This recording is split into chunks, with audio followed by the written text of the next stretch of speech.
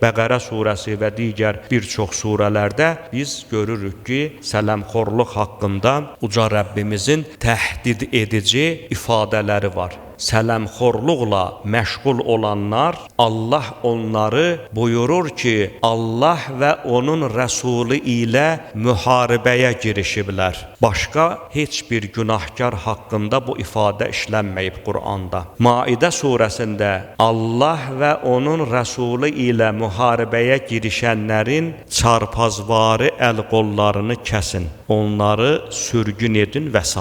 Yəni Qur'anın bu ayələrini müqayisə edəndə biz görürük ki, sələmxorların vəziyyəti nə yerdədir? Axirətdə isə uca Allah buyurur ki, onlar qəbirlərindən qalxarlar, məhşər səhnəsinə səndələyə-səndələyə gələrlər. Səndələmək, yəni qalxar, bir-iki addım atılar, təpəsi üstə yenə yıxılar. Bütün məhşər əhli bilər ki, bu şəxslər dünyada sələmlə məşğul olmuş, riba ilə məşğul olmuş şəxslərdir. Ona görə də dedik ki, faydalı əməllərdən biri, daha doğrusu ticarətdir. Amma ticarətdə də əziz möminlər o qədər həssas olmalıdır ki, bizim ticarətçilərimiz, xüsusi ilə də ibadət əhli olan tacirlərimiz, biznesmenlərimiz ki, həm sələmə yuvarlanmasınlar, həm də ölçü və çəkidə maksimum